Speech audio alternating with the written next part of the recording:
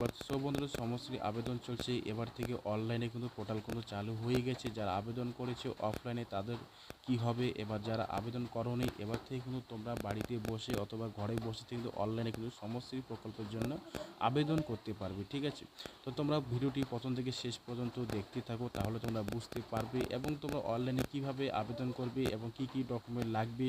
আর তোমরা যদি আমার এই চ্যানেলে নতুন সদস্য হয়ে থাকো, তোমরা চ্যানেলটিকে অবশ্যই সাবস্ক্রাইব করে রাখবে এ ধরনের লেটেস্ট ভিডিও পাওয়ার জন্য। তো কি বলছি দেখো, যে সমশ্রীতে আবেদন পোর্টাল চালু, অনলাইনে আবেদন করে মাসে পান 5,000 টাকা। রাজ্য প্রথমবারের মতো পরিযায়ী শ্রমিকদের জন্য শুরু হলো সম্পূর্ণ অনলাইন ভিত্তিক তথ্য ভাণ্ডার ও আর্থিক সহায়তা প্রকল্প শ্রমশ্রী। নবান্নে সাংবাদিক বৈঠকে রাজ্য শ্রমমন্ত্রী মলয় ঘটক ঘোষণা করেন যে 1 সেপ্টেম্বর সোমবার থেকে শুরু হচ্ছে সমশ্রী পোর্টালের কার্যক্রম শুরু হচ্ছে। এদিকে পশ্চিমবঙ্গ সরকারের মতে এটি শুধুমাত্র একটি স্কিম হবে না, বরং রাজ্য পরিযায়ী শ্রমিকদের জন্য রাজ্য সরকারের একটি পূর্ণাঙ্গ সুরক্ষা কাঠামো হবে, যার মধ্যে রয়েছে পরিচয়পত্র, স্বাস্থ্যসেবা, বীমা, শিক্ষা সহায়তা, আর্থিক অনুদান ও চাকরি সংযোগ ব্যবস্থা সহ নানা সুবিধা। বাংলা ভাষায় কথা বলার অপরাধে হয়রানি জোরালো প্রতিবাদ রাজ্যর।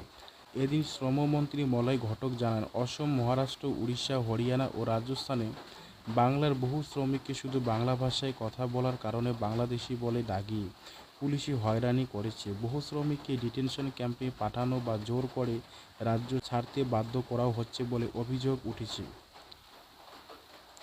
এদিকে রাজ্য সরকারের নানা তথ্য অনুসারে এই ঘটনার ফলে হাজার হাজার পরিযায়ী শ্রমিক তাদের কর্মস্থল ত্যাগ করে বাংলায় ফিরেছেন, কিন্তু এর ফলে তাদের সামনে রয়েছে চরম আর্থিক অনিশ্চয়তা ও কর্মসংস্থানের সংকট। মুখ্যমন্ত্রীর ঘোষণা, প্রতি মাসে 5,000 টাকা 1 বছর ধরে দেওয়া হবে।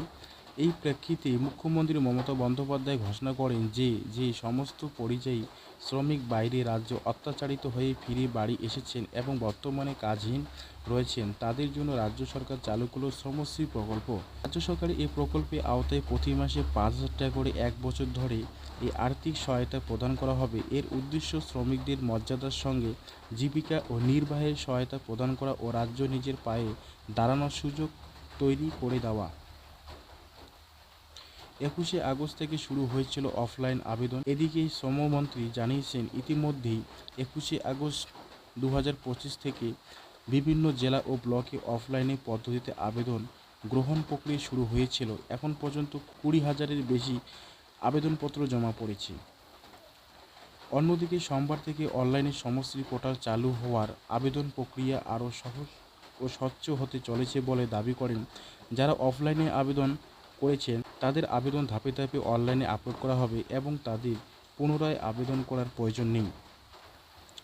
কিভাবে কাজ করবে সমশ্রী পোর্টাল?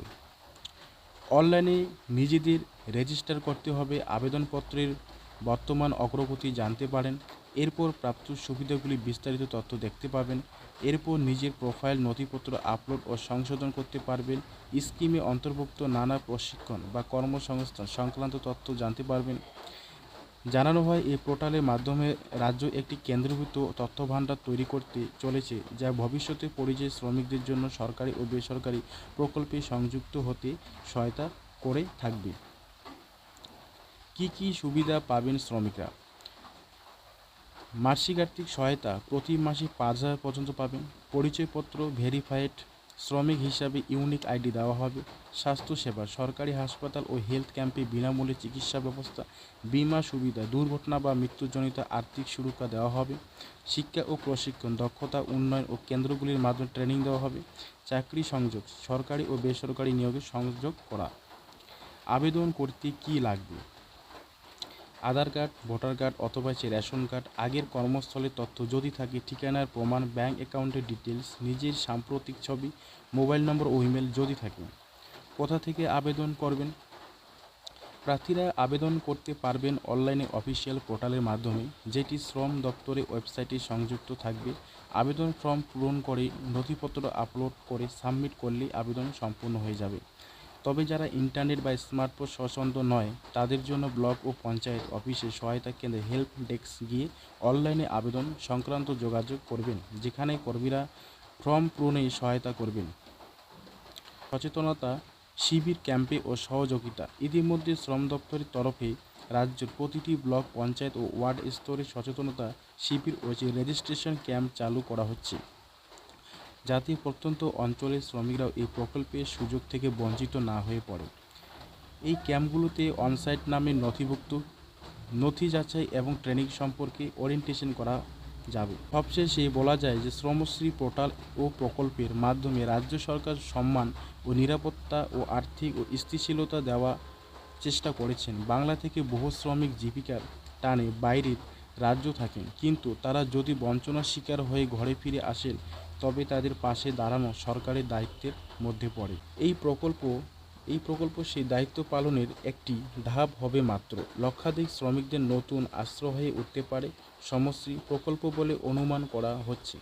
রাজ্য সরকার আশা করছে পরবর্তী 1 বছরের মধ্যে অন্তত 10 লক্ষ শ্রমিক এই প্রকল্পে অন্তর্ভুক্ত হতে চলেছেন।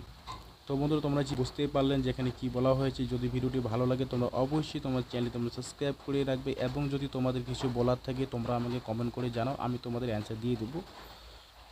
দেখা হচ্ছে নেক্সট ভিডিওতে।